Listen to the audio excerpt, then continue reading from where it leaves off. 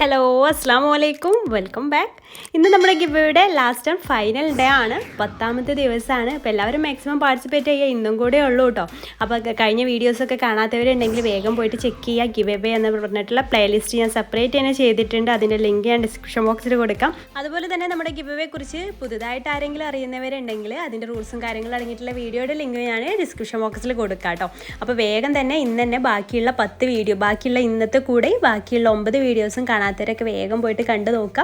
17,500 രൂപ cash prize കിട്ടാനുള്ള നല്ല കിട്ടില്ല അവസരമാണ്. അപ്പോൾ എല്ലാവരും പാഴാക്കരുത്. അപ്പോൾ ഇന്നത്തെ നമ്മുടെ ഈ റെസിപ്പി എന്ന് പറയുന്നത് ചോക്ലേറ്റ് ട്രഫിൾ കേക്കാണ്. Chocolate truffle cake 2 kg truffle കേക്കാണ്. അപ്പോൾ ഇത് ഉണ്ടാക്കിയെടുക്കുന്നത് നമ്മൾ ബിരിയാണി പോട്ടിലാണ് കേട്ടോ. വ്യത്യസ്തമായിട്ടുള്ള രീതിയിലാണ് നമ്മളിത് ഉണ്ടാക്കിയെടുക്കുന്നത്.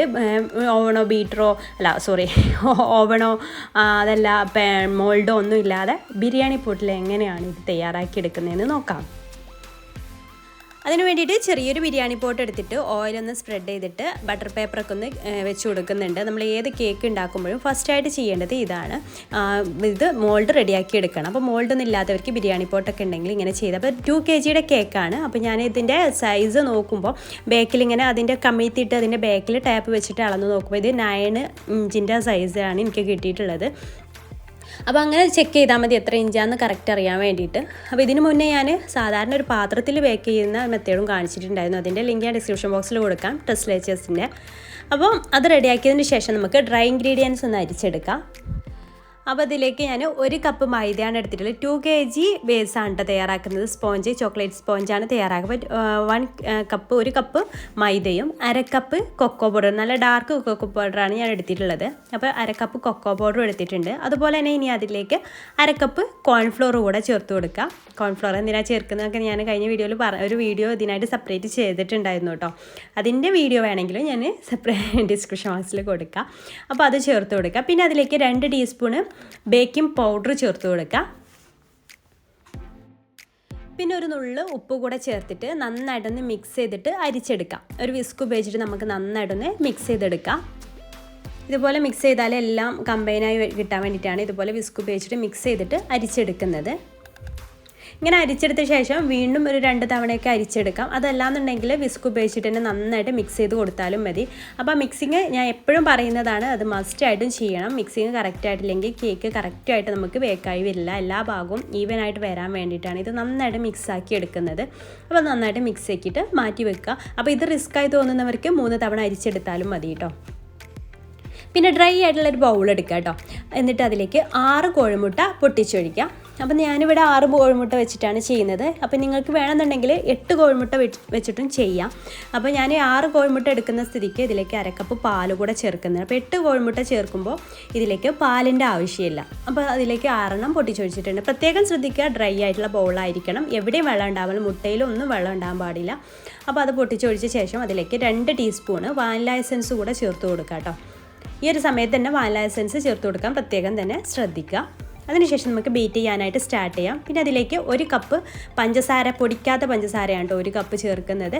അപ്പോൾ പൊടിക്കാത്ത പഞ്ചസാര 1 കപ്പ് ചേർത്തിട്ട് നന്നായിട്ട് ആ പഞ്ചസാര മെൽറ്റ് ആവുന്ന വരെ ബീറ്റ് ചെയ്തെടുക്കണം. ഇതുപോലെ ഫ്ലഫി ആയിട്ട് വരണം, അതുവരെ ബീറ്റ് ചെയ്തെടുക്കുക.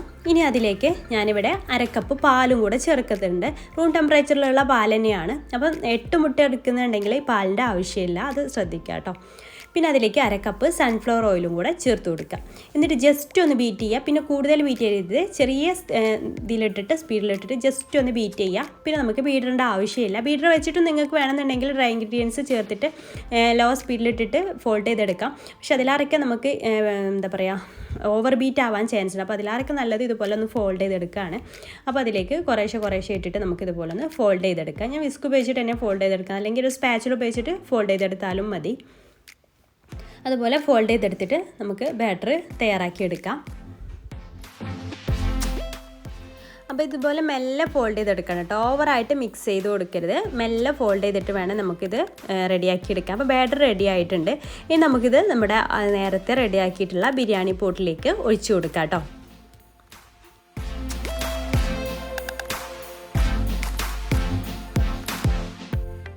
അപ്പോൾ ബേക്കിംഗ് മോൾഡൊന്നും ഇല്ലാത്തവർക്ക് ഈ ഒരു ബേക്കിംഗ് മോൾഡ് തന്നെ നിർബന്ധമൊന്നുമില്ല കേക്ക് ബേക്ക് ചെയ്യാൻ വേണ്ടി. ഞാൻ അതിന് മുന്നേ കുക്കറിൽ ബേക്ക് ചെയ്ത വീഡിയോ ഇട്ടിട്ടുണ്ടായിരുന്നു. അതുപോലെ തന്നെ സാധാരണ ഒരു അലുമിനിയം പാത്രത്തിൽ ബേക്ക് ചെയ്യുന്ന വീഡിയോ ഒക്കെ ഇട്ടിട്ടുണ്ടായിരുന്നു. അപ്പോൾ അതൊക്കെ ഒന്ന് ചെക്ക് ചെയ്താൽ മതി കേട്ടോ.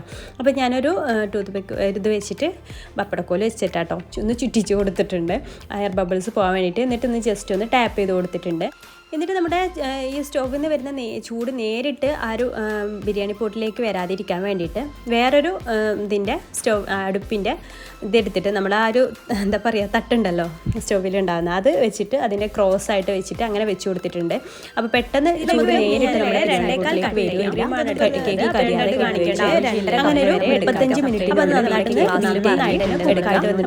അപ്പോൾ കോൺഫ്ലവർ ചേർക്കുന്നത് എന്താണെന്ന് മനസ്സിലായാലും നമ്മൾ പറഞ്ഞിട്ടുണ്ട്. അതുപോലെ ചേർത്തിട്ടില്ല ഇതിലേക്ക് ഞാനിവിടെ ചോക്ലേറ്റ് ഗനാഷ് തയ്യാറാക്കിയിട്ടുണ്ട്. അതാണൊന്ന് സെപ്പറേറ്റ് ഞാൻ കാണിക്കുന്നത്. അപ്പോൾ അത് ഞാനിവിടെ കൈ വന്നിട്ടുണ്ട്. നന്നായിട്ട് ഏകദേശം ഒരു അളവിനാണ് എടുക്കുന്നത്. ഞാൻ ഇവിടെ 2 കപ്പ് ചോക്ലേറ്റ് കട്ട് ചെയ്തതും അതിലേക്ക് 1 കപ്പ് വിപ്പിംഗ് ക്രീമും ചേർത്തിട്ടാണ് ഈ ഒരു ചോക്ലേറ്റ് ഗനാഷ് ഉണ്ടാക്കി എടുത്തിട്ടുള്ളത് കേട്ടോ. അപ്പോൾ അതൊന്ന് തണുത്ത ശേഷം ഇതിലേക്ക് ചേർക്കാനായിട്ട് ഒന്ന് തണുത്ത ശേഷം നമുക്ക് ഇതിലേക്ക് ഇട്ടിട്ടൊന്ന് ഫോൾഡ് ചെയ്തെടുക്കാം. അതല്ലാന്നുണ്ടെങ്കിൽ ജസ്റ്റ് ഒന്ന് ബീറ്റ് ചെയ്ത് കൊടുത്താലും മതി. ക്രീം ബീറ്റ് ചെയ്ത് കഴിഞ്ഞതിന് ശേഷം ഒന്ന് ജസ്റ്റ് ഒന്ന് ബീറ്റ് ചെയ്ത് കൊടുത്താലും മതി. അപ്പോൾ ഇതുപോലെ ഒന്ന് മിക്സാക്കി എടുക്കുക.